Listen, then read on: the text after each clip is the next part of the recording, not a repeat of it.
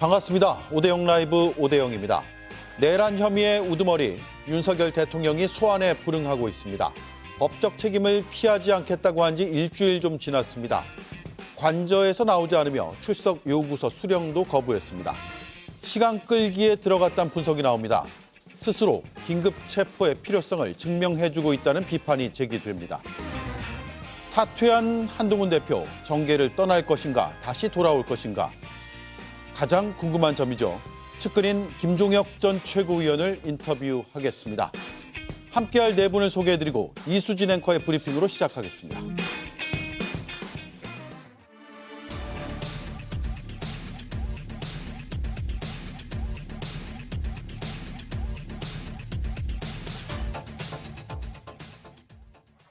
수요일 18일 10시 공수처로 출석하시라고. 어떤 혐의로 출석입니까? 내란죄와 직권남용죄로 알고 있습니다. 윤석열 대통령에 대한 출석 요구서. 대통령실에서도 관저에서도 안 받겠다고 했습니다.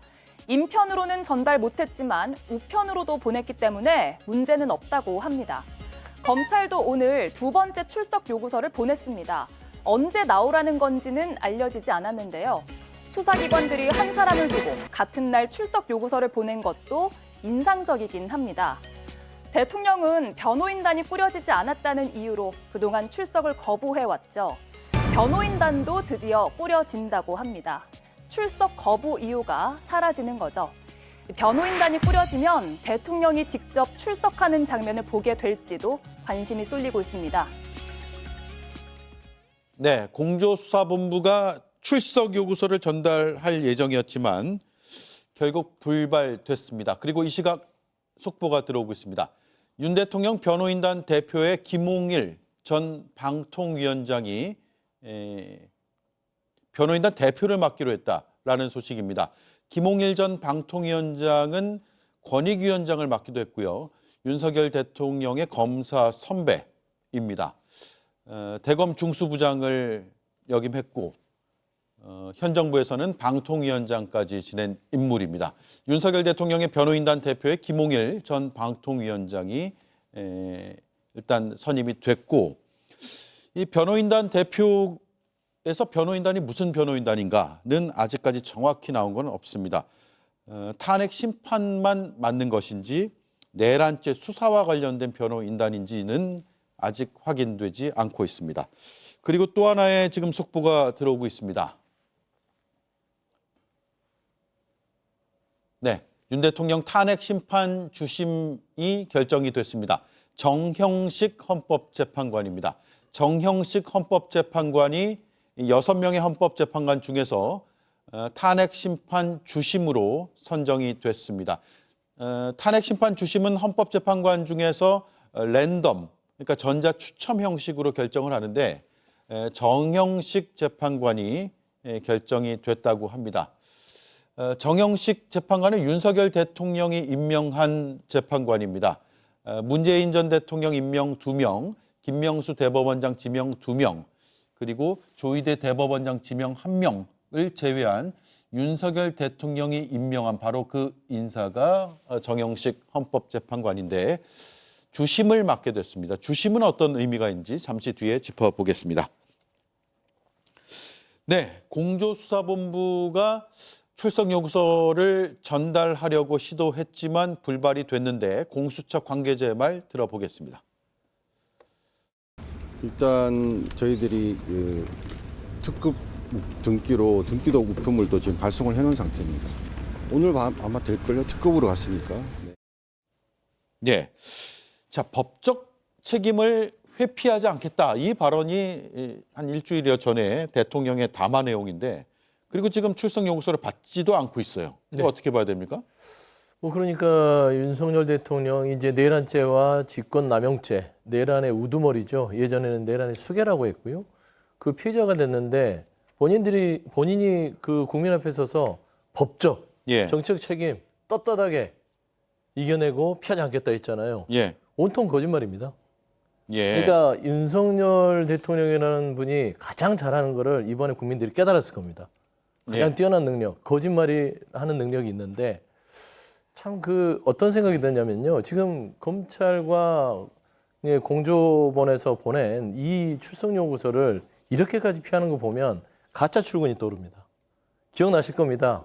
경찰을 활용해서 출근할 때 빈 차를 보내고 늦게 네. 출근하는 얼마나 비겁하고 좀 찌질한 모습인가. 정말 한나라에 지금은 직무가 정지됐지만 대통령으로서 직을 수행했던 분이라면 이런 어떤 법적 영역에서의 집행되는 이 체포, 출석에 대한 소환 통보예요. 체포도 아니라 소환 통보에 이렇게 피하는 모습 너무나 비겁한 행동이다라고 비판할 수밖에 없습니다. 예, 변호인단이 이제 막 꾸려지고 있는 것 같아요. 네, 변호인단 구성 때문에 좀 시간이 걸렸었던 것 같습니다. 그래서 오늘 이제 김홍일 전 방통위원장이 변호인단의 이제 대표를 맡기로 했고요. 지금 그 밑에 석동현 전 검사장이 변호인단에 합류한다는 얘기도 있습니다. 예. 그리고 최명성 이제 선임 행정관이죠. 또 이 선임 행정관은 지난번에 박근혜 전 대통령 탄핵 때 탄핵 소추 대리인으로 참석했었고 또 형사재판에도 변호를 참석했다 그러거든요. 경험이 다 있어가지고 최명성 선임 비서관도 합류하느냐 이것도 좀 논란이 되고 검토가 되고 있는 것 같습니다. 예. 근데 이재명 대표도 근데 사실 지금 이렇게 재판에 속도를 내라라고 헌재에다 주문하고 있는데 이재명 대표도 본인도 마찬가지일 겁니다. 본인 재판에 대해서 정상적인 속도로 가는 게 국민들 보기에 맞는 얘기겠죠. 내 재판은 연기하고 윤석열 대통령 헌재 심판은 빨리 해라. 그렇게 하면 국민들의 그 공정성을 믿을 수가 있겠습니까? 이재명 대표는 2심, 항소심 사건 기록 통지서를 지금 수령을 거부하고 있습니다. 직원들이 수령을 당사자가 내가 아니라고 하면서 통지서가 와도 수령을 거부하면서 지금 계속 늘어지고 있는데요. 변호사도 선임을 안 했다고 합니다. 그래서 이런 식으로 재판 진행하기보다는 국민들 보기에 공정하다는 인상을 줄 수 있도록 성실하게 재판 임해주길 바란다는 말씀도 같이 드립니다. 네. 자, 공조본의 출석 요구서를 보면 내란 우두머리 및 직권남용 권리행사 방해 혐의 등이 적시된 것으로 파악이 됐습니다. 2차 소환도 거부하고 결국 시간 끌기에 들어가는 거 아니냐라는 의견이 지금 상당히 많이 나오고 있어요. 움츠리고 숨은 거죠. 진지전을 벌이겠다는 건데 언제까지 그럴 수 있을지 모르겠습니다. 그리고 오늘 공조본에서 출석 요구서를 전달하러 갔을 때 비서실과 경호처에서 우리 업무 소관이 아니다라고 얘기를 했거든요. 이것도 좀 황당합니다. 그분들이 내란수계 비서가 아니잖아요. 그분들이 내란수계 경호하는 분들이 아니면 당연히 대통령 비서실 업무 가운데 하나죠. 그걸 명목상 어쨌든 대통령직에 있는 직무가 배제가 된 거지 직은 여전히 대통령에 있는 거 아닙니까? 그러면 당연히 대통령 비서실에서 수령을 해야 되고요. 제 걱정 중에 하나는 특급 등기로 보내도 이 집에 아무도 살고 있지 않다. 그러면서 수령을 거부하지 않을까. 관저예요? 예, 관저에도 예. 누군가 그걸 수령을 하거나 해야 되는데 그냥 던져놓고 갈 수는 없잖아요. 우편함에 예. 넣어놓고 갈 수가 있나요? 등기라는 거는 꼭 수령인 대리인이라도 누군가 확인을 해야 되는데 어떻게든 꼼수 장꾀를 짜내서 안 나가보려고 하는 것 같습니다. 이해는 갑니다. 왜냐하면 수사에 응하면 소환에 응하면 바로 그 자리에서 체포되고 구속될 거를 윤석열은 누구보다 잘 아는 거죠. 예. 그래서 이해는 가지만 최소한 자신을 대통령으로 선출해 준 국민들을 생각한다면 최소한의 도리는 해야 된다. 그게 그분들을 찍어준 윤석열을 찍어준 분들에 대한 도리다. 네. 그렇게 생각합니다. 예. 소환되면 그 즉시 체포될 것이다. 이렇게 보고 계시는군요. 윤석열 대통령 소환 통보 현황을 보면 지금 검찰에서 이미 소환 통보를 했고 2차 통보까지 하고 거기에 공조본에서도 18일 출석 통보를 지금 한 상황인데 15일이냐 18일이냐 아니면 둘 다 안 나갈 것이냐 뭐 이렇게 계속 상황이 이어질 것이냐에 궁금증이 생기는데 이건 소환 통보를 경쟁적으로 한다는 것을 넘어서 체포를 누가 할 것이냐의 경쟁으로 봐야 됩니까? 예, 저는 그렇다고 보입니다. 제가 이전에도 이제 수사기관들이 서로 경주마 수사를 할 거다. 즉 누가 빨리 잡나를 할 거다라는 이야기를 한번 드린 적이 있는데요. 왜냐하면 신병 확보를 하는 곳이 수사의 주도권을 가져갈 수밖에 없어요. 그러다 보니까 누가 먼저 윤 대통령의 신병 확보를 하느냐가 수사기관 입장에서 매우 중요합니다. 네. 근데 사안의 중대성이라든가 증거인멸의 위험성을 봐도 체포의 필요성은 분명히 있어요. 근데 무슨 문제가 있냐면 경찰은 사실 공소 유지를 할 실력이 좀 부족하다라는 이야기가 좀 있고, 공수처는 지금 검사를 비롯한 인력이 좀 부족하다는 이야기가 있고, 또 검찰은 양심이 부족하다 이런 이야기가 있거든요. 그러다 보니까 이 세 군데가 다 부족함이 있다 보니까 제 생각에는 좀 특검을 통해 가지고 윤석열 씨가 가장 싫어하던 그 특검을 통해 가지고 하는 게 좀 낫지 않나라는 생각을 좀 하는데요. 네. 이 특검법에 의하면은 사실 압수수색이나 이런 것들도 기존의 기밀 같은 경우는 공공기관장이 거부할 수 있게 되는데 이 특검법 안에는 그런 것도 못하게 다 되어 있어요. 그러다 보니까 저는 특검을 통해 가지고 이번 상황을 규명하는 것이 국민들이 신임을 얻기에 좀 더 낫지 않을까라는 생각을 합니다. 예. 자, 어느 곳이든 출석하면 바로 체포할 가능성이 있다라는 의견들인데 그 누가 체포해야 돼요? 국민 입장에서 누가 체포하는 게 좋습니까? 그냥 상식적으로 따지면 공조본이 체포하는 게 맞죠. 왜냐하면 법률적 근거, 내란죄의 법률적 근거를 갖고 있는 것은 경찰의 국수본입니다. 그 중심으로 모인 경찰, 공수처, 국방부의 조사본부가 있는 곳이 체포를 하는 게 맞습니다. 네. 그래야만 처음에 내란죄로 이 법률적 근거를 가지고 조사를 해야지, 검찰은 직권남용으로 시작해서 내란죄를 추가하기 때문에 나중에 본안재판을 갔을 때 그 수사 부분에 대해 근거에 있어서의 법적인 또 리스크를 안게 됩니다. 네. 그래서 상식적으로는 공조본에서 하는 게 맞고요. 특히 검찰은 수사에서 손을 떼야 될 상황이 됐습니다. 최근에 나오는 보도들을 보면 JTBC 단독에도 나왔지만 심우정 검찰총장의 직속인 디지털 포렌식 팀이 이번 내란에 협조했다는 여러 가지 증언들이 나오지 않았습니까? 예. 그러면 지금 심우정 검찰총장이 검찰을 지휘하고 있는데 이 검찰이 이 내란에서 본인들이 협조한 부분들이 드러날 부분에 있어서 최소한 수사를 폭넓고 좀 뚜렷하고 투명하게 할 수 있느냐라는 점은 의심이 가지 않습니까? 네. 그렇기 때문에 저는 검찰이 손을 떼야 되고요. 두 번째, 검찰은요, 윤석열 대통령의 친정 아닙니까? 예전에 우병우 민정수석 검찰 수사받을 때 국민들이 경악했던 거 기억할 겁니다.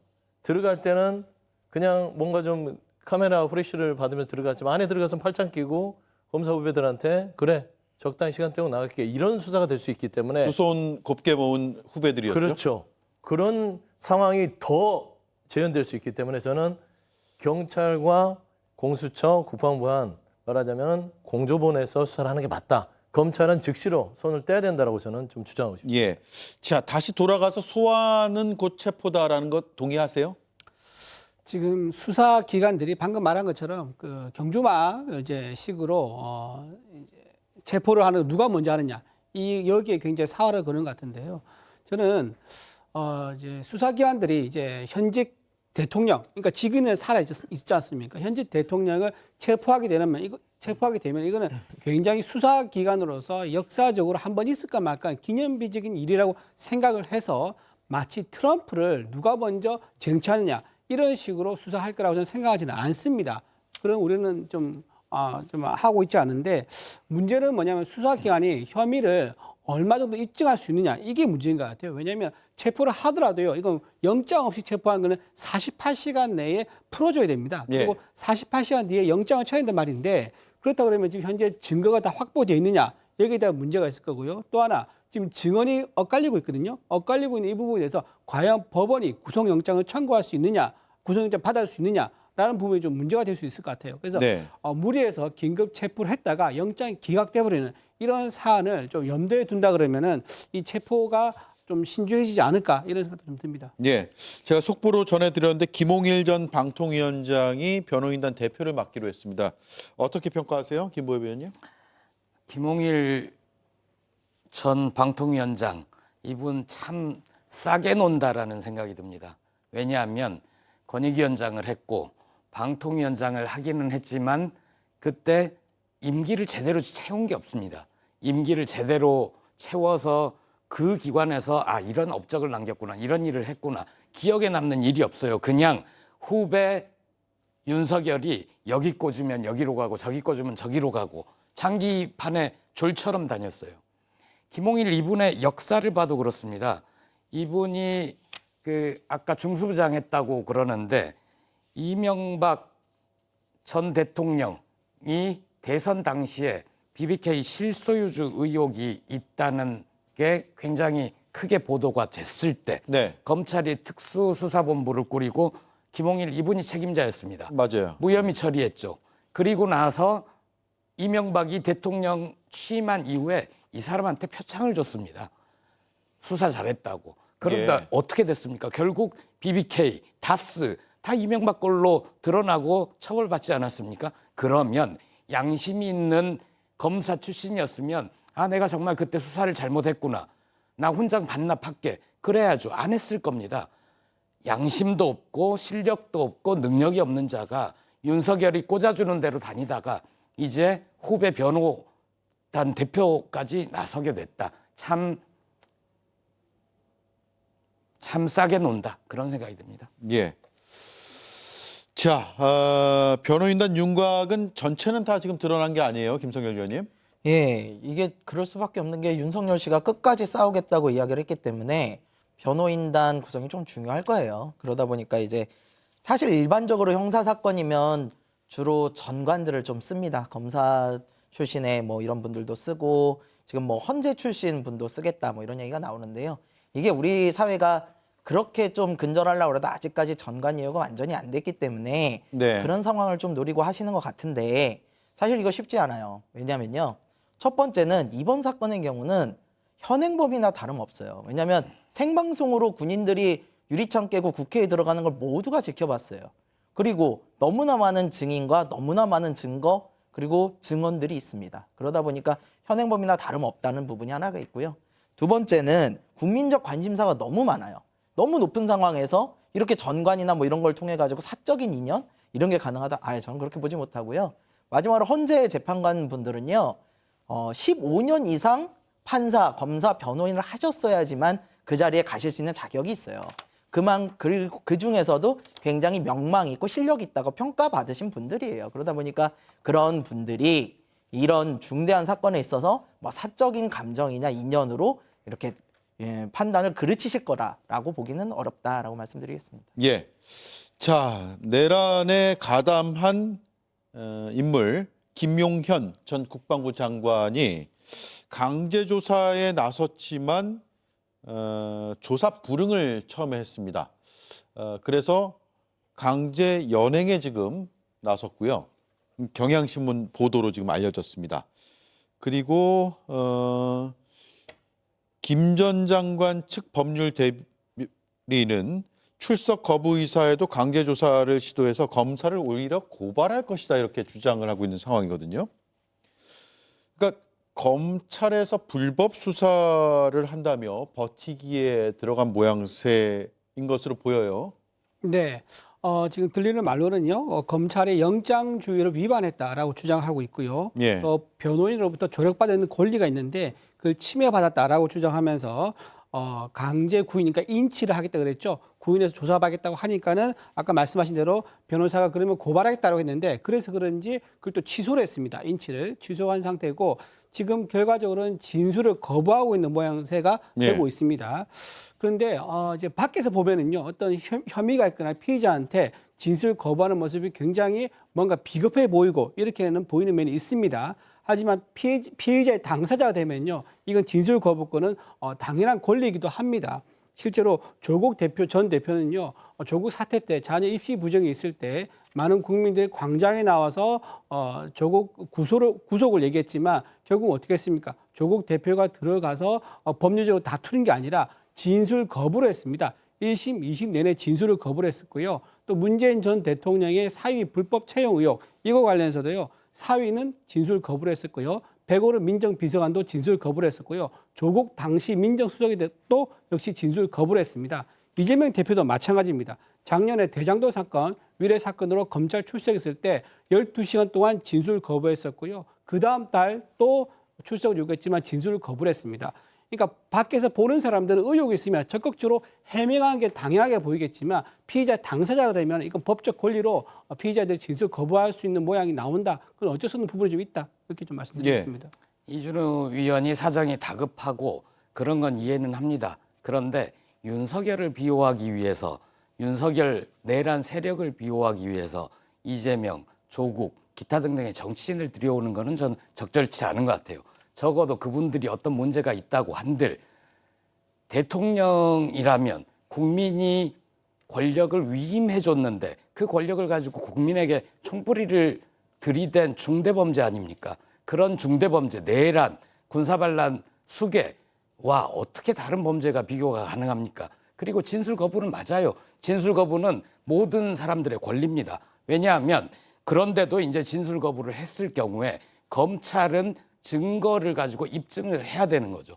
그런데 이 진술 거부권을 얘기를 하면서 조국이니 이재명 대표니 이런 분들을 끌어들이는 건 좀 적절치 않은 것 같아요. 사정 급한 건 이해합니다. 네, 여기까지 할게요. 자, 서영주 의원님. 네. 김용현 전 장관 측이 검찰이 민주당으로부터 수사 가이드라인을 제공받았다 이렇게 주장을 하고 있는 것 같아요. 네네. 그러니까 최근에 그 언론 보도를 보면은 김용현 전 장관의 변호인이 자유통일당 부정선거를 주장하던 그 통일당에서 추천해준 거기를 변호했던 사람으로 변호인이 선임됐다. 라면서 좀 여러 가지 그 입장이 이상하게 좀 변했다고 하는데요. 민주당이 수사 가이드라인을 검찰이 바뀌었습니까? 그동안 검찰이 어떤 검찰이었습니까? 민주당이라면 샅샅이 뒤져서 모든 정치인들을 기소하려고 혈안이 됐던 검찰이 예. 갑자기 민주당에서 수사 가이드라인을 주면 바뀌었습니까? 그러니까 말도 안 되는 억측이고요. 애시당초 제가 애초부터 검찰은 그 수사에 손을 떼야 됩니다. 내란죄의 직접적인 수사 권한이 없기 때문에 직권남용을 타고 들어가서 내란죄로 들어가니까 저런 얘기가 나오는 것이에요. 김용현은 내란죄로 즉각 구속수사를 해서 해야 되는데 지금 보면 직권남용이에요. 거기에 내란의 중요 임무를 했다고 하지만 직접 수사권이 없으니까 법적 다툼이 당연히 생기는 겁니다. 저는 김용현 부분도 저 말하자면 공조본으로 넘겨서 내란죄로 직접 수사를 하고 전체적으로 하나의 질서 있는 수사가 이루어져야 하는데 검찰은 지금 현재 전체적으로 보면 김용현만 보더라도 수사를 방해하고 있다. 예. 그래서 검찰이 수사에서 손을 떼라. 감당이 안 되는 것 같습니다. 예. 자, 마지막으로 헌법재판소만 잠깐 짚고 넘어갈게요. 김성열 위원님. 네. 주심 재판관이 정해졌습니다. 주심이 역할이 뭐 절대적으로 큰 건 아니잖아요. 네. 주심 재판관이 쉽게 말씀드려서 우리가 토론회나 이런 거에서 발제자 정도 생각하시면 될 거예요. 발제자요. 예. 그래서 어떠한 이 사건은 어떠어떠한 내용이다라고 이제 설명하는 그런 건데요. 이 내용이 워낙 중요하다 보니까 발제자가 뭐라고 하셔도 다른 분들도 다 각기 엄청 많이 보실 거라는 거예요. 그렇기 때문에 뭐 주심 재판관이 누가 되는 것이 큰 영향이 있다라고 보기는 좀 어려운 부분은 있습니다. 네. 그보다는 오히려 저는 헌법재판소에서 수명 재판관, 즉 준비기일을 정하는 그 수명 재판관을 2명을 이례적으로 좀 임명을 한 것을 좀 주목을 하는데요. 이 수명 재판관이 사실 재판이 본격적으로 들어가기 전에 증거나 증인들을 정리하는 이런 역할을 하거든요. 근데 이거를 두 분이나 하셨다는 거는 굉장히 이번 사건에 대해서 적극적으로 빨리 처리를 하겠다라는 예. 의지를 보여준 거예요. 신속하게 하겠다. 그렇습니다. 그래서 헌법재판관의 이런 의지는 국민적 여망을 반영한 것으로 보고요. 이런 여망을 반영하는 만큼 결과도 국민들이 이해할 수 있는 수준으로 나오지 않을까 생각을 합니다. 예. 헌법재판관의 분포는 사실 저희가 누가 지명하느냐 또 성향이 진보냐 보수냐 이렇게 언론에서 분류는 하고 있지만 오로지 헌법으로 판단하는 기관이기 때문에 헌법이 기준이 될 수밖에 없고요. 또 박근혜 전 대통령 탄핵 심판 때도 역시나 만장일치로 나왔잖아요. 그건 뭐 보수 진보 이런 문제를 떠나서 헌법적 가치 위헌이냐 아니냐 이런 것들 위법적이냐 아니냐 이런 것들을 종합 판단하기 때문에 헌법의 기준만 우리가 생각한다면 어떤 판단이 나올지는 충분히 알 수 있을 것 같습니다.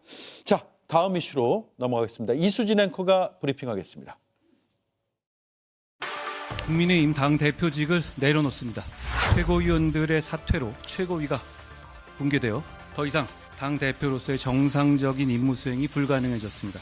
이번 비상계엄 사태로 고통받으시는 모든 국민들께 진심으로 죄송합니다. 한동훈 전 대표는 대표직을 내려놓으면서 고개를 숙였습니다. 하지만 탄핵 찬성을 후회하진 않는다고 말했습니다. 불법 계엄을 막고 민주주의를 지키는 게 진짜 보수의 정신이라고 했습니다. 같은 시각 국회 건물 밖에서는 휴대폰으로 기자회견을 지켜본 지지자들이 눈물을 흘렸습니다.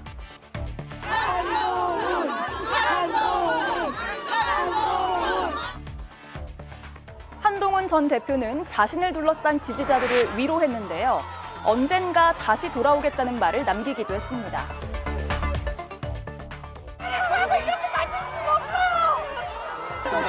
저를 지키려고 나서지 마세요. 제가 여러분을 지키겠습니다. 고맙습니다.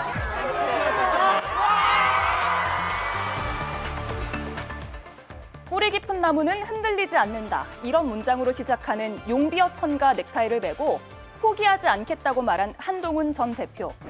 하지만 지금으로선 회의적인 전망이 더 우세한 것 같습니다. 네, 146일 만에 사퇴입니다. 한동훈 대표 탄핵 찬성을 여전히 후회하지 않는다고 밝히면서 이런 말들을 덧붙였습니다. 그제 의총장에서 일부 의원들의 격앙된 사퇴 요구를 받고 나올 때 어느 젊은 기자 한 분이 제가 당대표에서 쫓겨나는 이유가 된 이번 탄핵 찬성을 후회하느냐고 물었습니다. 잠깐 동안 많은 생각들이 그리고 제 인생의 많은 장면들이 스쳐갔습니다. 마음 아프신 우리 지지자분들 생각하면 참 고통스럽지만 여전히 후회하지 않습니다. 네, 가장 궁금한 것부터 들어볼게요. 이준 의원님 그리고 서영주 의원님. 정치인 한동훈의 미래는 여전히 있다, 없다. 어떤 생각입니까? 미래는 한동훈 대표 본인이 만들어 가야죠. 예, 지금 당장 지금 상태에서 보면요, 일단 어두워 보이기는 합니다. 하지만 지금 한동훈 대표는요, 그동안 평가가 주로 나왔던 게 너무 서두른다, 너무 성급하다, 이게 일관된 평가였습니다. 지난 총선 패배의 원인은 이제 한동훈 대표에게 있는 거다고 온전히 말할 수는 없죠. 하지만 분명히 선거 기간 동안 있었던 전략의 실패는 있었습니다. 집권 여당으로서 총선에 임할 때는 비전과 미래를 보여줘야 되는데 그러지 않고요. 2조 심판이라는 생경한 단어를 들고 나왔습니다. 그 야당이 보통 여당은 심판을 타는 말이거든요. 여당이 야당을 겨냥해서 2조 심판이라는 이 구호가 먹히지 않았다는 것을 보여줬었는데도 불구하고 바로 전당대회에 나왔습니다. 예. 전당대회에 굳이 나올 필요가 있었느냐. 본인이 만약에 다 보궐선거라든가 광역단체장 선거에 나왔다 그러면 정치 근육을 키우고 나올 수 있었습니다. 그 기회를 너무 서두르다 보니까 놓쳐버렸죠. 예. 그래서 별의 순간이 아니라 별의 소멸의 순간을 만들어버린 측면이 있는 것 같습니다. 마지막으로는요. 어제 했던 말이 좀 많은 사람들이 회자가 됐습니다. 내가 투표했느냐라고 말했습니다. 탄핵 투표요. 그렇죠. 탄핵 이제 가결된 결과를 두고 하는 말이죠. 내가 투표했느냐, 여러분들이 의원들이 투표하지 않느냐라고 하면서 남 탓을 했습니다. 지도자가 가장 하지 말아야 될 최악의 수가 남 탓입니다. 모든 책임은 나이겠다라고 할 때 의원들이 따르는 거고요. 거기에 권위가 생기는 겁니다. 그렇게 남 탓했을 경우에 지금 많은 의원들과 많은 또 당원들이 좀 실망감을 감추지 못한 것 같습니다. 예. 발표할 때 뒤에 보면 글이 있습니다. 바로 잡겠습니다라는 글이 있는데요. 그 글이 바로 잡겠습니다. 그 결과가 오늘로 이어진 게 아닌지 한동훈 대표가 한번 생각해 봤으면 좋겠다 말씀드립니다. 네. 한동훈 대표 뒤에 바로 잡겠습니다. 이렇게 쓰여 있네요. 무엇을 바로 잡겠다는 건지 계속 얘기를 해보죠. 네. 일단 뭐 미래에 대해서 제가 점칠 수는 없으나 한동훈 정치인 한동훈으로서의 현재는 불투명하다. 불투명하다. 상당 기간 불투명합니다. 이유는 뭐냐면 디딜 곳이 없습니다. 정치를 하는 사람은 혼자 하는 게 아니거든요. 이번에 많은 걸 느꼈을 겁니다. 본인의 정치력, 소통 방식이 얼마나 정말 초보적이었는지 느꼈을 거예요. 네. 본인이 아꼈던 최측근이던 장동혁, 그다음에 신종호 그 최고위원들에게 일격을 당해서 결국에는 어떤 절차적인 명분도 없이 쫓겨나듯이 본인 말로 쫓겨났다고 그랬잖아요. 쫓겨나듯이 나왔고요. 두 번째는 지금 국민의힘은 내란 동조당이 돼버렸습니다. 부역한 당이라고 국민들이 손가락질하고 있을 거예요. 예. 그런 의미에서는 어디를 디디고 정치를 할 겁니까? 본인 혼자 멋있게 멋있는 메시지에 국민과 가겠다? 무소속으로 나올 겁니까? 그러니까 지금 현재 국민의힘은 폐허가 돼버렸어요. 민심과 등졌는데 국민의힘이 회생하는데 얼마나 걸릴까요? 그런 의미에서는 디딜 곳이 없다. 그래서 한동훈 대표의 미래는 불투명하다라고 할 수밖에 없는데요. 단 한 가지 얻고 간 건 있습니다. 지난 148일 동안 유일하게 단기 속성 과외를 받았죠. 2번의 사퇴를 했습니다. 한 번은 총선 패배 때 사퇴. 비대위원장 사퇴요. 그렇죠. 이번에는 내란, 그것도 본인이 아니라 본인과 친했던 형 윤석열의 사고로 인해서 또 나옵니다. 근데 2번의 사태가 참 윤석열과 한동훈 이 두 사람의 인연이 악연으로 된 거예요. 총선 때도 보세요. 론종섭 대파.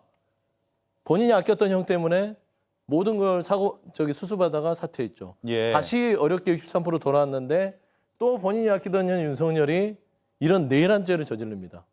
이게 20년의 인연이 악연으로 마무리되는 상황이라서 좀 아이러니하긴 한데요.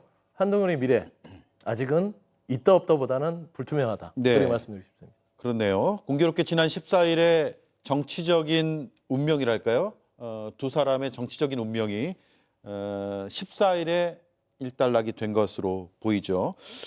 자, 김보엽 위원님 어떻게 보세요?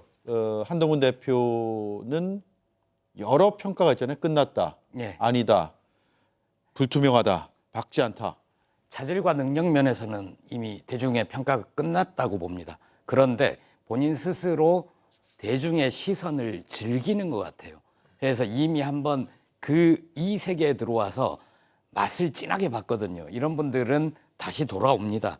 그냥 내가 능력이 모자라서 나는 이쪽 분야에서 잘 안 되는 사람이야 라고 객관적인 평가를 못하고 이렇게 한번 그 강한 빛에 노출됐던 사람들은 그 빛을 잊지 못하고 다시 돌아옵니다. 오늘도 보면 이런 얘기도 했어요. 계엄이 잘못이라고 해서 민주당과 이재명 대표의 폭주와 범죄 혐의가 정당화되는 것은 아닙니다. 이런 얘기를 했는데 네. 이 얘기는 하나 고리를 걸어둔 겁니다. 뭐냐면 나중에 다시 돌아올 때 내가 미리 경고하지 않았느냐. 이렇게 이재명의 독주가 계속되는 것을 우리는 두고 봐서는 안 된다. 내가 맡겠다 하면서 돌아올 거예요. 예. 그런데 이재명 대표의 독주가 가능했던 거는 그의 형 윤석열이 스스로 탄핵의 늪으로 걸어 들어가서 내란의 힘 정당까지 같이 망하게 해버렸기 때문에 가능했던 거거든요. 그래서 예. 돌아오려고 무지 이 고리를 하나 걸어놓고 출마의 명분으로 삼으려 할 텐데 그게 대표직이든 대통령직이든 지방선거든 모르겠으나 쉽지는 않을 거다. 돌아와서도 잘 되지는 않을 것 같다 이렇게 생각합니다. 네. 자, 검사 시절에 윤석열 대통령과 한동훈 전 대표의 모습이 여러 사진을 통해서 저희가 찾아보니까 남아 있더라고요. 그래서 준비해 왔습니다. 저게 꽤 오래전입니다. 검찰총장이거나 중앙지검장 시절이고요. 서울중앙지검에서 근무하던 모습 뭐 이런 오래된 사이였죠. 두 인물의 정치적인 운명이 서로 다른 이유로 상당히 공교롭게 일단락되는 그런 모습을 보고 있습니다. 김성현 의원님. 네. 그런데 여기서부터 그런데요. 한동훈 대표의 호불호를 떠나서 지금 당에서 쫓겨나다시피 나오는 거는 국민들이 원하는 쪽을 했기 때문에 쫓겨난 거 아니에요? 좀 아이러니하죠. 계엄을 예. 막았고 네. 탄핵을 찬성했기 때문에. 네. 그렇게 표면적으로는 보입니다. 예. 네, 근데요, 사실은 그랬다고 해서만 쫓겨나는 건 아니에요. 왜냐하면 중간에 본인께서 왔다 갔다 한 측면도 분명히 있었고 거기에 가장 결정적인 순간은 뭐냐면요.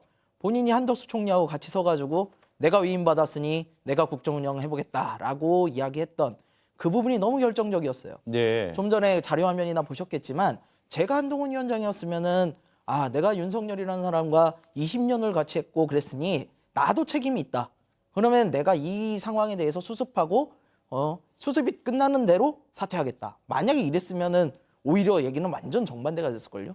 근데 그러지 않고 그 상황에서 내가 권력을 가져가겠다라는 어떻게 보면 가면 속에 진짜 얼굴을 좀 보인 거예요.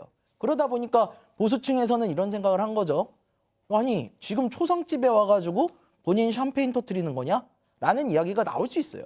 이렇게 되었기 때문에 한동훈 대표의 지지율이 훅 떨어지면서 당을 쫓겨날 수밖에 없는 상황이 된 거다. 만약에 지지율이 그렇게 안 떨어졌으면요. 왜 또 쫓겨나지 않았을 거예요. 저는 예. 자업자득의 부분이 있다고 봅니다. 그러면 결국 중도층의 마음도 잃었다라고 봐야 될까요? 맞죠. 왜냐하면은 아까 그 상황에서 한한 공동 국정 운영 상황에서 일반 국민들이 이렇게 생각을 해요. 아니 대통령 권한이라는 게 니들 마음대로 누구 마음대로 주고받고 하는 거냐. 누가 너한테 이런 걸 줬느냐. 여기서 굉장히 안 좋은 생각을 할 수밖에 없었을 겁니다. 예.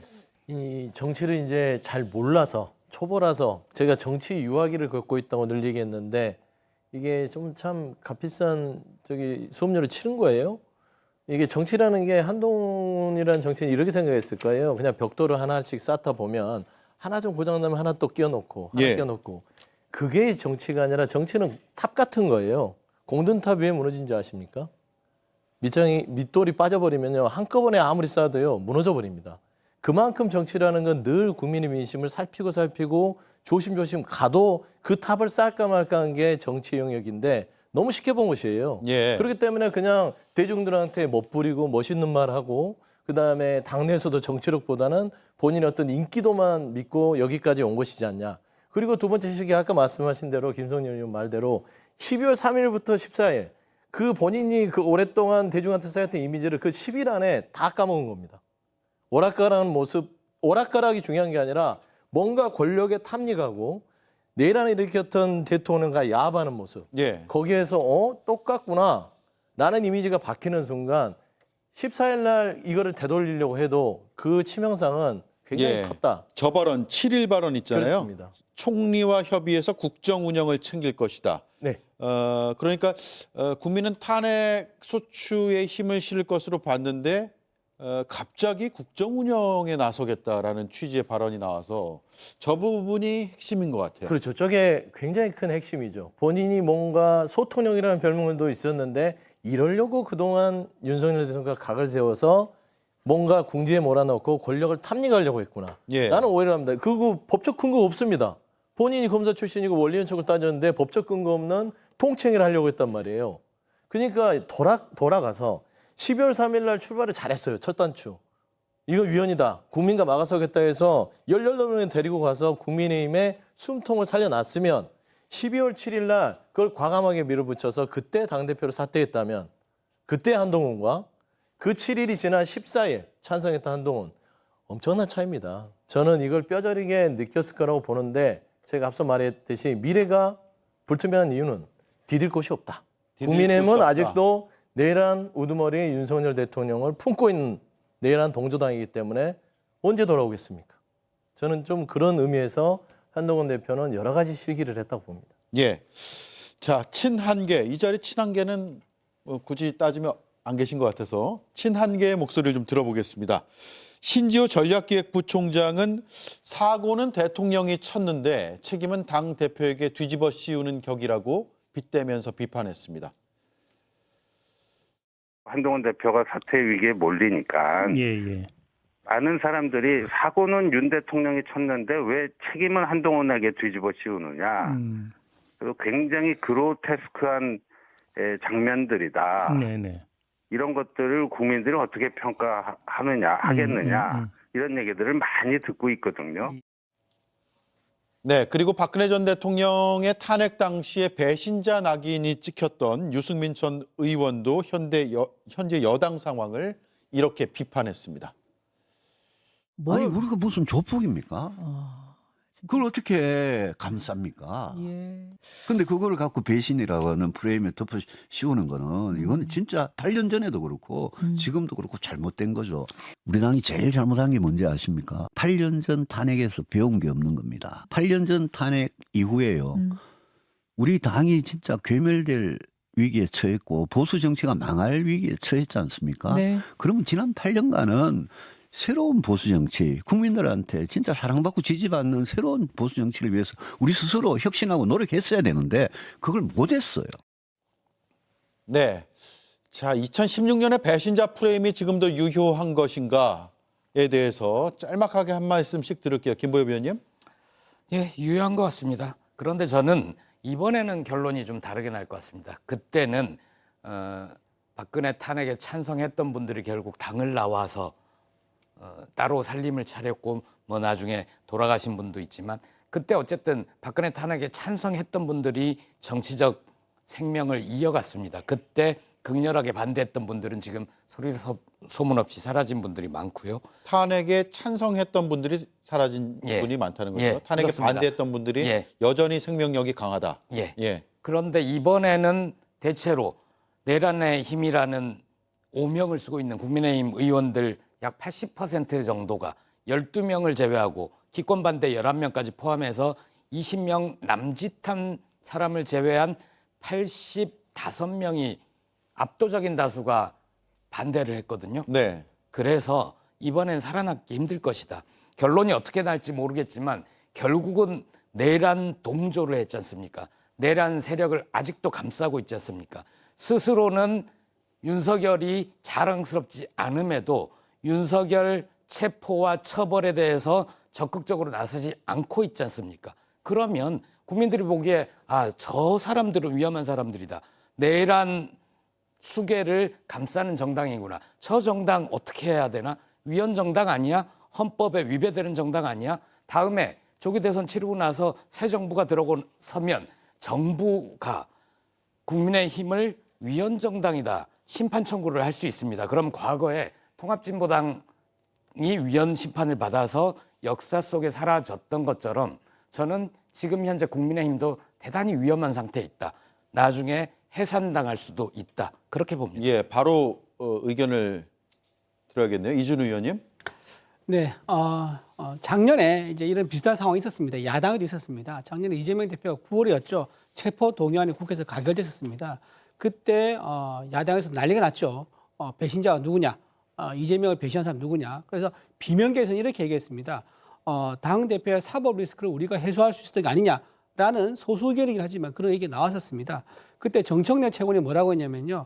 검찰에 노란한 민주당에 있는 가결파가 폭거를 했다라고 이제 규정을 했었어요. 그러면서 이제 체포 동의안에 투표한 사람을 색출하자라는 얘기가 있었는데 정치는요 혼자 하는 게 아닙니다. 한동훈 대표가 혼자 소수만 하다가 저렇게 당에서 지금 나오는 모습이 된 것처럼요. 정당은 각자 정당의 가치를 위해서 동조하는 사람들이 모여서 하는 겁니다. 지금 저희는 보수 우파의 가치를 지키는 게 중요한 거죠. 물론 윤석열 대통령의 비상계엄을 옹호한 건 다른 문제입니다. 그러지 않고 지금 우파에 있는 진영들은 그럼에도 불구하고 보수가 가진 가치까지 괴멸시키거나 그 보수가 가진 지향점까지 가루가 되어서 사라져야 되는 건 아닌 겁니다. 그래서 우리 정당들이 서로 뜻을 모아서 당론을 만들고 했을 때는요. 그 당론을 지키자는 게 그래서 규정이 있는 거거든요. 그 당론에 어긋난다고 해서 배신자 프레임을 씌우는 거 그거는 저는 여당이든 야당이든 다 그건 옳지 않다 그런 생각합니다. 예. 자, 지금 우리는 2016년의 배신자 프레임이 2024년에도 통할 것인가? 여당에서요. 이 얘기를 하고 있는데 민주당을 인용했기 때문에 바로 드리죠. 그러니까 뭐 민주당을 인용하든 누구를 인용하든 간에요. 이거는 16년의 이 상황보다 더 큰 상황입니다. 군을 동원해서 네. 전두환처럼 민주주의를 파괴하려고 무력으로 통치하려고 시도했던 사람입니다. 온 국민과 전 세계가 다 봤습니다. 이런 나라로 추락시킨 사람을 보호한다? 그러니까 본인 안에서 내란 수괴를 보호하네 마라로 배신자 프레임하는 국민의힘, 국민들이 어떻게 생각할까요? 국민을 배신한 정치인은 향후 10년간 또는 20년간 그 대가를 톡톡히 치러야 될 겁니다. 국민을 배신하고 정치를 한다고요? 본인들 안에서 내란 수괴를 국민의 눈높이에 맞춰서 찬성했던 사람을 배신자로 낙인 찍은 그 사람들은 배신자보다 더 대가를 치르게 될 것이기 때문에 저는 그 배신자 프레임은 통하지 않을 것이라고 봅니다. 예. 저는요 보수의 가치를 지키자 그 말을 한 겁니다. 예. 보수의 가치가 민주주의의 파괴를 막는 게 가치라면 그렇게 해서는 안 되죠. 무엇보다 중요한 거는 보수의 가치는 본인들의 권력을 지키는 게 아니라 대한민국을 지탱했던 민주주의를 파괴하는 사람을 처단 그리고 거기에 대해서 응징하는 것들이 저는 보수의 가치를 알고 있습니다. 자 그러면 진보의 가치는 범죄자여도 감옥에 안 보내는 게 진보의 가치입니까? 내란과 그 지금 재판 과정은 아예 다르기 때문에 조금 또 궁색해질 수 있으니까 그만하세요. 자, 여기까지 하죠. 가치를 두면서 가치에 대해서 얘기하죠. 다 가치와 임무를 얘기하면 어떡합니까? 가치는 지켜져야 됩니다. 진보의 가치도 소중하다 생각하시죠? 보수의 가치가 소중하다 생각하는 거는 그리고 우리나라 전반 이끌은 거는 저기 이재명 보수의 가치가 이끌어왔지. 대표가 공선법의 유죄를 받고 그다음에 본인의 형사재판의 유죄를 받는 거와 민주주의에 무슨 상관입니까? 지금 민주주의를 군합발로 짓밟아서 나라를 전복시키려 했던 내란 수괴에 대해서 어떻게 비교가 된다고 보세요? 그런 내란 수괴를 지켜주는 게 보수의 가치라면 제가 아니라고 그러면 말씀드리지 정치사를 않습니까? 다시 써야 됩니다. 예. 자, 그런 프레임을 짜서 말씀하지 마시고요. 지금 현실입니다. 프레임이 아니라 현실. 가치하고 인물은 다르다고 말씀드립니다. 다시 한번. 네, 마지막으로 김성열 위원님. 네, 일단 사실관계부터 좀 말씀을 드리면요. 그 박근혜 전 대통령 탄핵 당시에 찬성하셨던 분들 지금 중진으로 계세요. 예, 찬성했던 사람들이 날아간 게 아닙니다. 대표적으로 지금 권성동 의원님 당시에 탄핵 소추했던 법사위원장이에요. 그 예. 당시에. 나경원 의원님은 그때 탄핵 찬성 안 했나요? 오히려 찬성하셨던 분이 남아 있고요. 반대를 죄송합니다. 제가 아까 거꾸로 얘기했나요? 예. 아, 그래서 제가 바로 잡아드린 건데요. 예, 오히려 반대를 하셨던 저 친박 쪽 의원님들은 소리 소문 없이 사라지셨어요. 왜 그러냐면 아, 그래요? 그러면 제가 바로 잡은 게 틀렸네요. 예. 그게 왜 그랬냐면은 결과적으로는 국민을 배신하면 안 되기 때문이에요. 그 당시 당의 지도부는 다른 생각을 해도 돼요. 근데 국민을 배신하면은 결국은 결과가 그렇게 되는 거고요. 앞서서 가치 이야기하셨기 때문에 한 말씀만 더 드리면 저도 보수의 가치를 존중합니다. 특히 보수 가치 중 제가 제일 존중하는 거는요. 안보 그리고 법치 두 가지예요.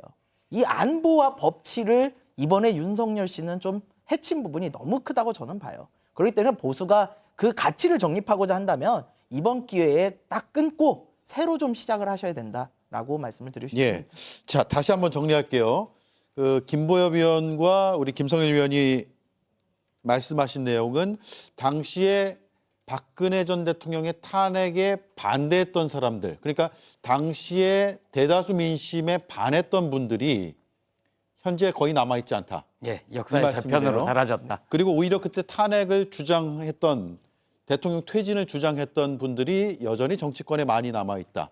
즉 국민의 민심을 따라야 된다. 네, 이렇게 그겁니다. 정리하면 되겠네요. 네, 그겁니다. 예, 알겠습니다. 제가 배신자 프레임에 갇혀 있는 것 같습니다.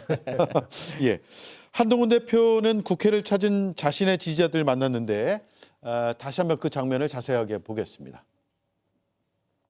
추운 날 여기 많이 와줘 고맙습니다. 여러분, 저는 괜찮습니다. 여러분, 저는 이 나라가 잘 되게 하는데 끝까지 최선을 다할 겁니다. 여러분 고맙습니다. 제가 이거 아까 제가 쓴 건데요. 한번 가주십시오. 대표님, 우리하고 한동훈 걱정 마시고요. 쏘셨어요. 저를 지키려고 나서지 마세요. 제가 여러분을 지키겠습니다. 고맙습니다. 예, 서영주 의원님. 네. 지지자들이 국회 안까지 많이 왔습니다. 네. 안타까울 수 있죠. 본인들이 좋아하는 정치인이 따지고 보면은 승승장구하지 않고 저렇게 쫓겨나듯이 나오는 것은 참 속상한 일일 거예요. 여야를 떠나서. 다만 한동훈 우리 전 대표 참 아직 정치를 많이 배워야겠다. 좀 속된 말로 멋이 많이 들어갔습니다. 정치는 조금 담백해야 되고요. 물론 지지자들에게 어떤 용기를 주기 위해서 하는 것도 있지만 메시지나 제스처나 모든 것들에 있어서는 조금은 숙고하는 시간들을 길게 가져야 될 것 같은데요. 국민의힘의 미래, 한동훈 대표를 떠나보낸 국민의힘의 미래는 저는 한동훈 대표의 인물이 아니라 내란에 찬성했던 가장 핵심의 어떤 지도자를 떠나보냄으로써 국민의힘의 미래는 오늘부터 내란의 힘으로 바뀌었다. 좀 안타까운 일인 것 같습니다. 예.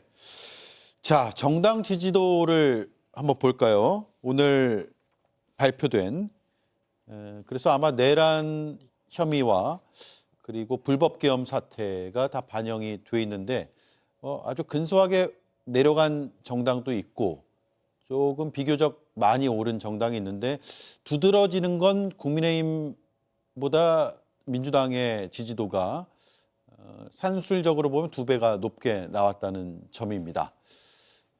이 점은 국민의힘 입장에서 상당히 아픈 부분이고 오늘 한동훈 대표의 사퇴 이후에 국민의힘 지지율이 어떻게 될지는 상당히 궁금해요.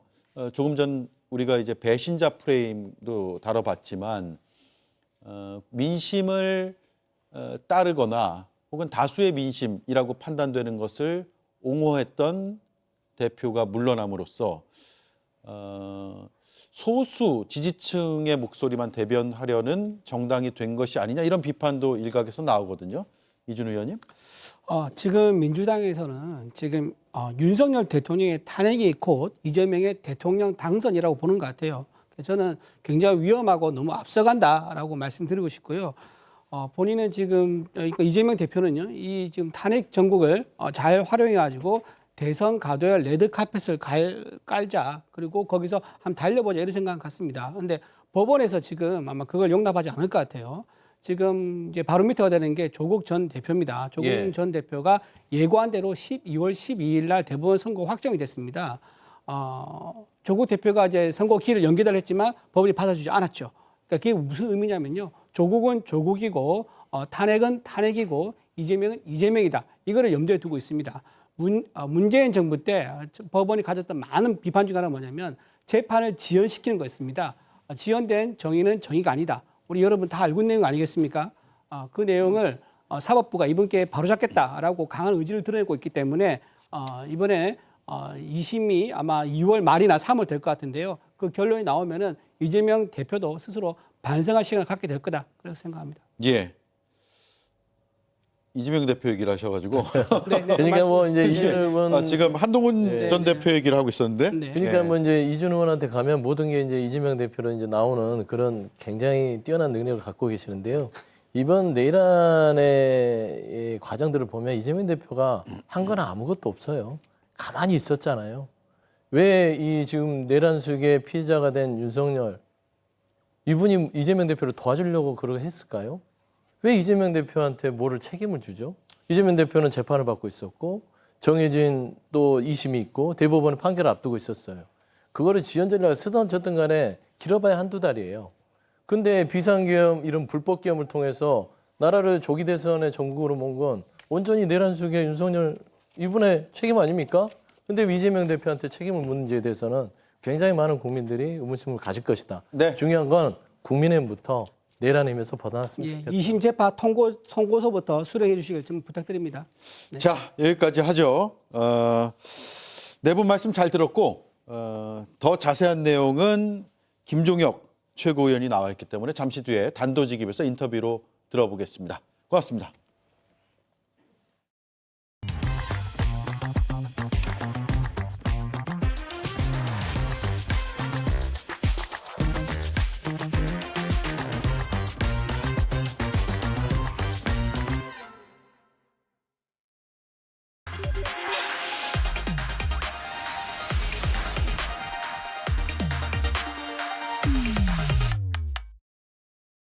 네, 오대영 라이브의 간판 코너 단도직입을 시작하겠습니다.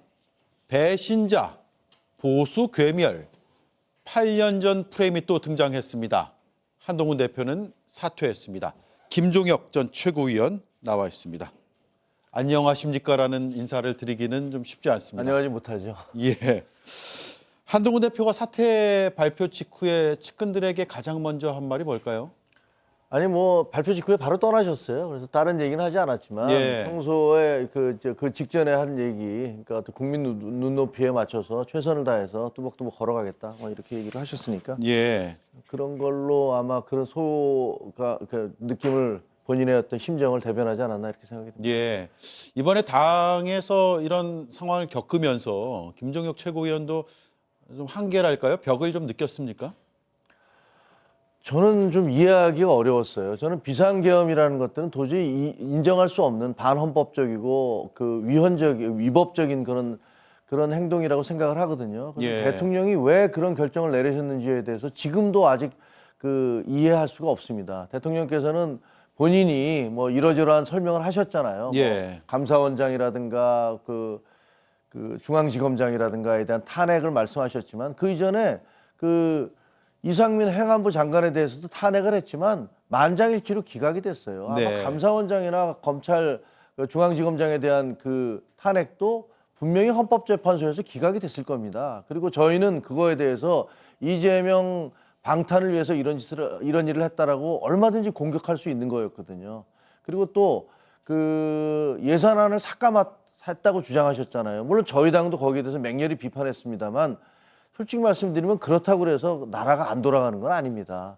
그리고 선거 부정에 대해서 말씀을 하셨잖아요. 네. 선거 부정은 본인이 임명하신 그런 그 사무총장이라든가 고위직들 하에서 치러졌잖아요. 그 이전의 대선도 그 선관위가 주관해서 치렀지만 이겼고, 예. 그다음에 그 이후에 치른 그 지방선거에서는 저희가 압승을 했습니다. 근데 이번 총선에서 진 건데 이번 총선은 본인이 임명한 선관위 위원들 하에서 치러진 거 아닙니까? 예. 선관위 고위직들 하에서.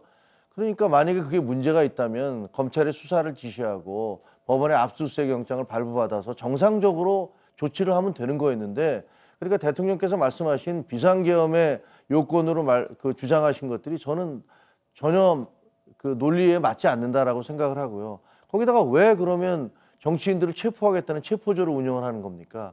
이재명 대표에 대해서뿐만 아니라 한동훈 여당 대표에 대해서 체포조를 운영을 하고, 그다음에 무슨 전 대법원장이라든가 혹은 또 민간인에 대해서까지 예. 그 체포조를 운영했다라는 증언들이 나오고 있는 거는 도저히 대통령께서 말씀하신 뭐 국가 운영이 잘 안 되기 때문에 내가 비상계엄을 했다라고 얘기하는 그 정당성이나 정통성 이런 것들을 도저히 저는 받아들이기 어려워서 그건 옳지 않다라고 생각하고요.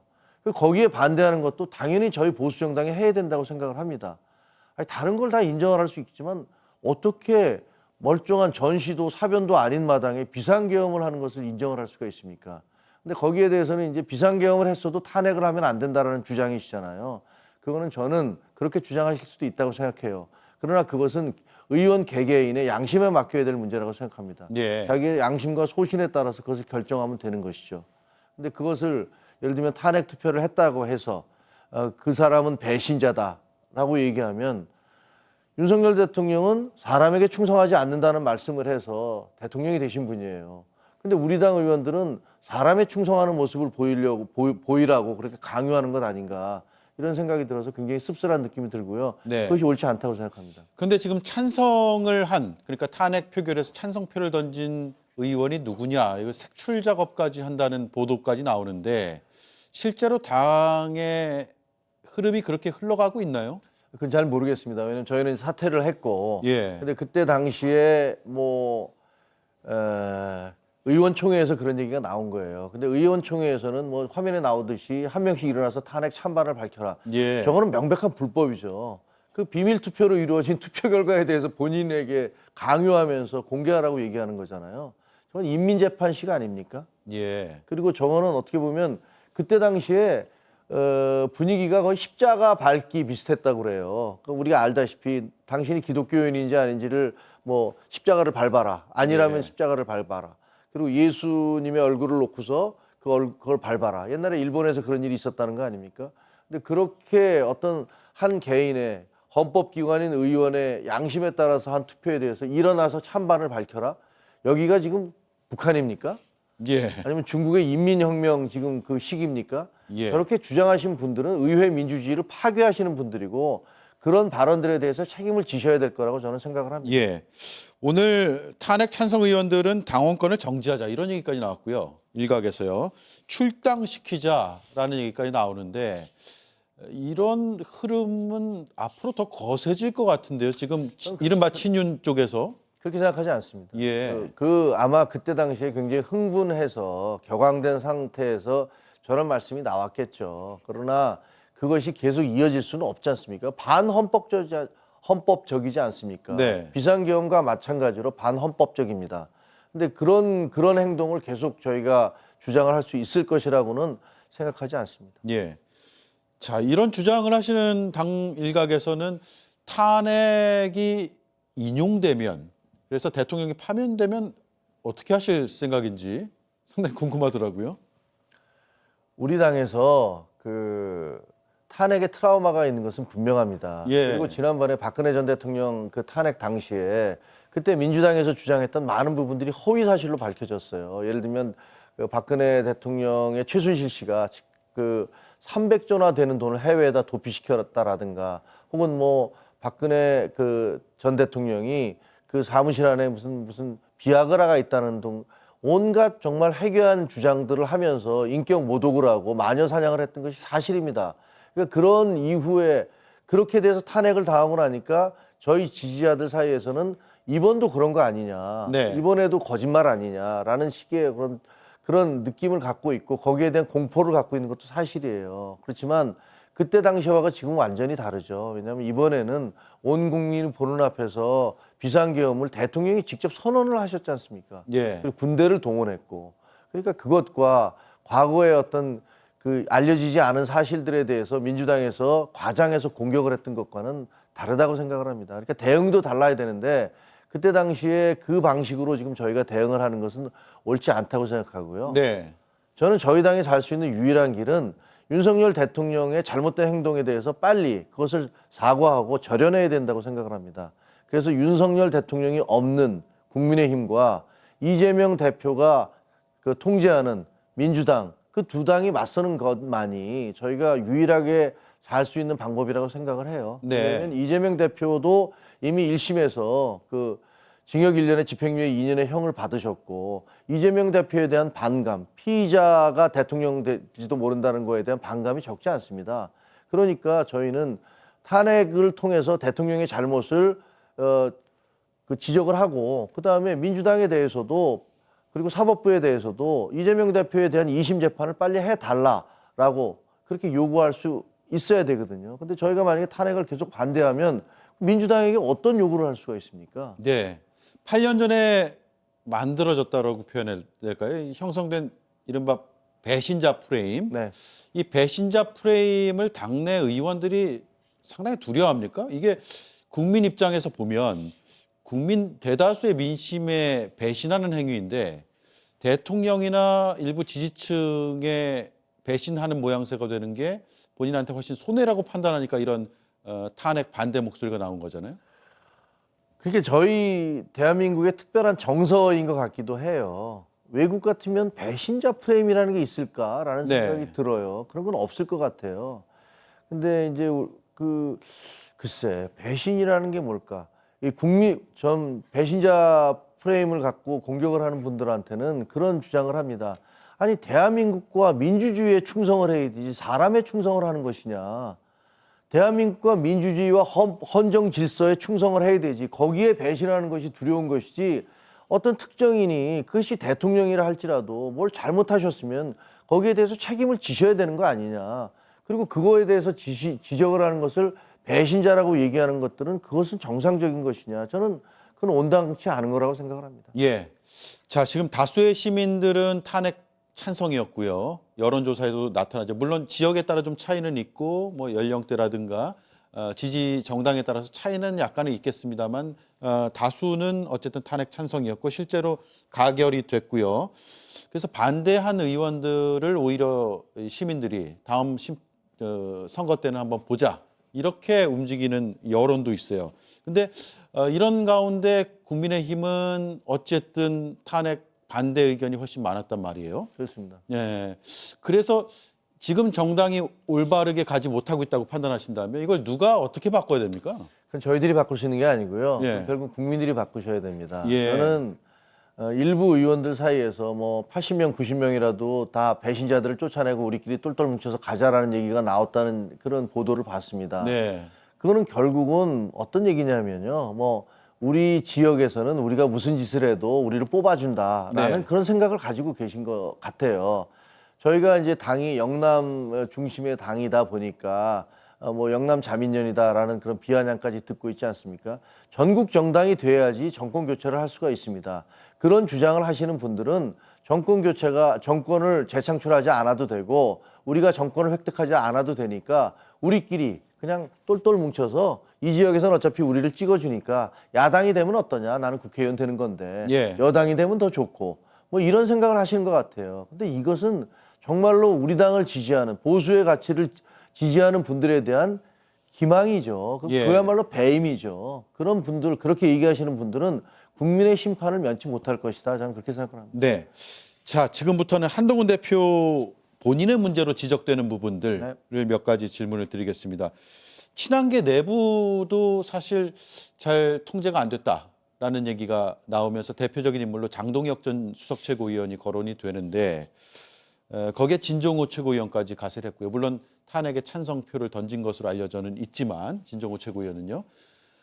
친한계 내부 장악 혹은 컨트롤이 잘 안 됐다라는 점은 뼈아픈 부분 아니에요? 뭐 그런 것 같아요. 근데 약간 제가 옆에서 지켜보니까 좀 스타일이 달라요. 네. 왜냐면 이번 표결을 할 때도 뭐 어떻게 지시를 해서 한 게 아니거든요. 각자의 양심에 맡겨서 하지만 전체적인 분위기는 대표는 공식적으로 나는 탄핵에 찬성합니다. 당론으로 정해줬으면 좋겠습니다. 이렇게 얘기를 했기 때문에 이른바 친한계라는 분들은 거기에 동조해서 그러면 나는 내가 리더로 따르는 사람이 그렇게 주장을 하는데 그것이 자기가 생각해 봤을 때 온당하다고 생각하면은 동조하는 것이고 그것이 옳지 않다고 생각하면 반대하는 것이죠. 저는 찬성한 분이든 반대한 분이든 뭐라고 하고 싶지 않습니다. 왜냐하면 본인의 양심에 따라서 본인의 소신에 따라서 헌법기관인 국회의원으로서 자기의 권리를 행사한 거기 때문에 그걸 뭐라고 할 수는 없어요. 그래서 뭐 장동혁 최고가 됐든 진정호 최고가 됐든 본인들이 어떤 투표를 했는지 모르지만 그것을 가지고 뭐라고 하고 싶은 생각은 없습니다. 그리고 무슨 계보라고 해서 누구를 따른다고 해서 일사불란하게 모든 것을 거기에 맞춰서 자기의 양심과 상관없이 투표를 해야 된다고 생각하지도 않아요. 그런 것들을 만약에 똑같이 우리가 대응을 한다면 친한계든 친윤계든 그러면 지금 의총에서 벌어진 그런 사태가 벌어지는 거 아닙니까? 예. 같은 투표를 안 했다고 우리가 요구하는 대로 하지 않았다고 뭐 배신자를 색출해라 뭐 다 잘라내고 우리끼리 가자 이런 얘기가 정상적인 건 아니잖아요. 네. 물론 친한계에 있어서 여러분들이 뭐 예를 들면 나는 좀 다르게 판단을 했다라고 하면 그건 섭섭하긴 하지만 그렇다고 해서 그것을 뭐라고 할 수는 없습니다. 자, 한동훈 대표의 몇몇 발언들이 사태를 더 키웠다라는 지적도 있습니다. 대표적인 게 계엄령을 내가 선포한 건 아니지 않느냐라는 취지의 발언, 그리고 탄핵 표결 때 내가 찬성표를 던진 건 아니지 않느냐라는 표현. 이게 무슨 어떤 맥락 속에 나왔을 텐데 이런 발언들이 사태를 키웠다는 점 자체는 동의하세요? 아니요. 저는 아마 한동훈 대표가 무슨 발언을 했든 간에 그 자리에서 공격을 받았을 겁니다. 예. 그리고 물론 이제 조금 더 사람들의 마음을 자극한 발언이 있을 수는 있었겠죠. 하지만 아마 조금 더 다른 뭐 발언이 나왔다 하더라도 그 발언에 대해서 문제를 삼았을 거라고 생각을 합니다. 그리고 객관적으로만 따지면 이것은 사실에 부합하는 얘기죠. 하지만 감정적으로 볼 때 굉장히 흥분해 있었기 때문에 어떻게 보면 이제 일종의 죄책감 같은 것들을 본인들은 이제 느끼고 계시는 그런 상황인데 내가 투표한 게 아니지 않습니까? 라고 얘기를 하는 부분은 사실은 그런 취지에서 한 건 아니에요. 그 부분만 끄집어낸 거네요. 그렇죠. 당론을 결정할 때 제가 한 게 아니지 않습니까? 이런 취지였는데 그 단어 자체만을 듣고 굉장히 이제 화가 나신 거죠. 남 탓하는 것처럼 들리니까요. 저것만 딱 발췌해서 들으면. 그렇게 되면 나는 투표권이 없는데 결정은 여러분이 하신 건데 그걸 놓고서 왜 지금 나를 불러다가 이렇게 혼을 내십니까? 라는 것처럼 들리잖아요. 그러니까 그 친윤계 의원들 입장에서는 당신이 당론으로 찬성하자고 하지 않았느냐라고 이제 거기에 대해서 반발을 하시는 거죠. 예. 자, 앞으로 한동훈 대표의 행보가 이제 초미의 관심이거든요. 뭐 제명하자, 징계하자 이런 얘기까지 나오는데 당을 나갈 계획은 없는 거죠? 당을 왜 나가겠습니까? 당을 나갈 계획은 전혀 없죠. 그리고 뭐 왜 나가야 되겠어요? 보수당을 지키기 위해서. 그러니까 대표도 얘기하셨지만 계엄령에 반대한 것, 그것은 당을 지키기 위해서 그런 겁니다. 그걸 실제로 대표가 계엄령을 반대했기 때문에 사실은 제일 먼저 목소리를 내서 반대한 사람이잖아요. 그래서 텔레비전 밑에 자막에 대통령 비상계엄 이래놓고 그 바로 다음에 한동훈 대표 국민과 함께 맞서겠다 이렇게 나왔잖아요. 그걸 보면서 아마도 계엄령에 참여했던 그런 사령관들은 이거 여당 대표조차도 이것을 인정하지 않는구나. 이거 우리가 잘못 행동하면 큰일 나겠다라고 생각을 했을 것이고 시민들에 대한 진압이나 이런 것들에 대해서 굉장히 주저했을 겁니다. 그것이 경찰이나 군이 유혈 사태까지 가지 않은 작은 보탬이라도 적지 않은 보탬이 됐다고 저는 생각을 합니다. 그렇게 막았어요, 저희가. 막았기 때문에 그렇게 막은 것은 우리 당이 이대로 가면 큰일 난다라고 생각을 했기 때문입니다. 당을 지키기 위해서 그런 행동을 한 사람이 왜 당을 나가겠습니까? 그런데 일각에서는 친윤 그룹에서는 제가 보기에는 만약에 저희가 그때 당시에 한동훈 대표가 그런 발언을 하지 않았으면 지금 분명히 시민단체나 야당에서 그 위헌 정당 해산 심판 같은 것들 요구를 했을 거예요. 그때 저희가 국회로 본회의장으로 가지 않고 저희는 당사에 다 남아있고 그다음에 국회 본회의장에서는 야당들만 모여서 계엄 해제를 통과시켰다면 그러면 해제를 했을 때 받아들이거나 안 받아들이는 거나 할 텐데 받아들여서 해제가 됐다면 저희 당은 뭐 그러니까 계엄 찬성당으로 예. 문매를 맞고 있을 것이고 만약에 야당만으로도 150석 이상으로 통과를 시켰는데 대통령이 그걸 받지 않았다면 그 다음날 유혈 사태가 났을 겁니다. 네. 어쨌든 여당이 함께 참여함으로 해서 그런 사태를 막은 거 아닙니까? 그건 당을 위해서 한 거예요. 보수 정당이 이대로 가면 공멸한다, 네. 망한다라는 생각을 했기 때문에 나서서 용기 있게 얘기한 겁니다. 그런 사람이 왜 당을 그만두겠습니까? 네. 그런데 그렇게 당을 막아놨더니 저희 당이 문매를 맞는 걸 막아놨더니 지금 배신자 프레임을 씌워서 나가라는 거 아닙니까? 저는 정말 어처구니 없는 일이라고 생각을 합니다. 예. 그러면 당 안에서 어떤 일을 하실 계획이세요? 물론 오늘 사퇴했기 때문에 너무 이른 질문이긴 합니다만. 아니 그거는 이제 정치인이니까요. 뭐 좀 저희는 좀 쉬시라 그랬습니다. 좀 쉬시는 게 낫겠다. 뭐 어쨌든 심신이 매우 고통스러울지 않겠습니까? 네. 좀 쉬시면서 뭐 여러 가지 생각을 하시겠죠. 예. 물론 한동훈 대표의 따르느라고 찬성표를 던지지는 않았겠지만 소신 투표를 했던 의원들도 지금 굉장히 난감하거나 당내에서 위기에 봉착한 모습인데 그런 의원들하고 좀 규합하거나 이럴 움직임은 없습니까? 글쎄요, 무슨 규합이라는 말은 표현이 좀 이상하고요. 예. 어쨌든 뭐 여러분들을 만나시겠죠. 뭐 그리고 또 뭐 자기 때문은 아니지만 어쨌든 그런 소신을 가지고 있음으로 해서 뭐 왕따를 당하고 괴롭힘을 당하는 분들도 있으니까 그런 분들에 대해서 위로도 하지 않을까. 뭐 그건 저도 하려고 합니다. 예. 자, 가장 궁금한 점. 다음 대선에 나옵니까? 그거는요. 지금 우리 당은 불이 난 상태예요. 집이 헐헐 타고 있습니다. 그럼 불을 끄는 게 제일 우선입니다. 거기다 대고 무슨 불이 꺼진 다음에 그 안에 있는 세간살이 네가 뭘 가져가고 나는 뭘 가져가고 이런 얘기를 하는 건 적당치도 않고 예. 그렇게 모렴치하지 않습니다. 지금 예. 한동훈 대표는 어떻게 해서든지 이 계엄 사태로 인해서 빚어진 우리 당의 보수의 어떤 괴멸 위기 이것을 어떻게 막아낼 것인가 그게 가장 중요한 그런 관심사고 만약에 당대표가 그런 생각을 하지 않는다면 저부터라도 따르지 않을 겁니다. 보수가 괴멸하는 걸 막아야죠. 예. 그리고 국민들한테 저희가 잘못된 것들을 고하고 그리고 어떻게 해서든지 보수를 살려내겠다라는 그런 행동과 말을 해야 되는 것이고요. 예. 앞으로도 그렇게 대표가 그런 행로를 보일 거라고 생각을 합니다. 예. 왜냐하면 이게 이른 질문이고 지금 부적절한 질문일 수도 있지만 탄핵 심판이 생각보다 빨리 나올 수 있다는 분석들이 오늘 벌써 이제 헌법재판소 쪽에서 나오는 것 같아요. 네. 그러면 심판 직후에 60일 이내기 때문에 조기 대선이 생각보다 굉장히 빨라질 수도 있다라는 생각을 이제 하게 될 것이고 그에 따른 질문이었는데 그 정도 답변으로 가름을 할까요? 지금 저희는 뭐 그런 것들을 생각할 처지가 아닌 것 같습니다. 예. 여기까지 듣겠습니다. 네. 예. 감사합니다. 예. 지금까지 김종혁 전 국민의힘 최고위원이었습니다.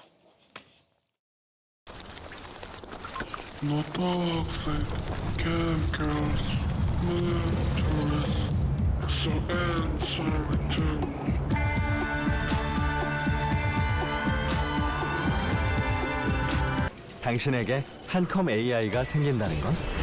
보고서 작성부터 이미지 생성, 데이터 정리까지 제가 할게요. 한 번의 클릭으로 모든 업무를 혁신적으로. 지금 당신에게 가장 필요한 AI, 한컴 AI.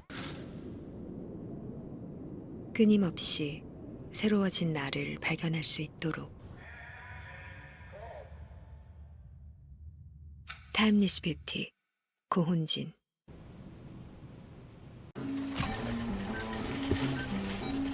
슬릭. 그럼 계속 그렇게 사시든가요? 특허받은 얇은 날로 얼굴을 살리는 요즘 면도. Boys be slick. Slick. 찬성표를 던진 12명을 색출한다는 얘기가 들립니다. 당원권을 정지시켜야 한다는 목소리도 나옵니다. 그 당에서 알아서 할 일이지만 보수의 가치란 측면에서 한마디 할까 싶습니다. 지금 색출해야 하는 건 찬성 12명이 아니라 반대 85명이 아닐까. 지금 책임져야 하는 건 탄핵에 앞장선 쪽이 아니라 탄핵을 막으려 한 쪽이 아닐까. 8년 전과 같은 일이 반복된 건 탄핵 찬성 의원들 때문이 아니라 반헌법적 대통령 때문입니다. 보수 붕괴 얘기가 또 나오는 건 여전히 배신자 프레임에서 헤어나오지 못하기 때문입니다. 스스로를 아주 천박한 정치 집단으로 만드는 나쁜 프레임이다. 8년 전 탄핵에서 아무것도 배우지 못한 것이다. 국민의힘의 한 중견 정치인이 내린 이 진단은 매우 적확해 보입니다. 앵커 한마디였습니다. 네, 오대영 라이브 마치겠습니다. 내일 뵙겠습니다. 고맙습니다.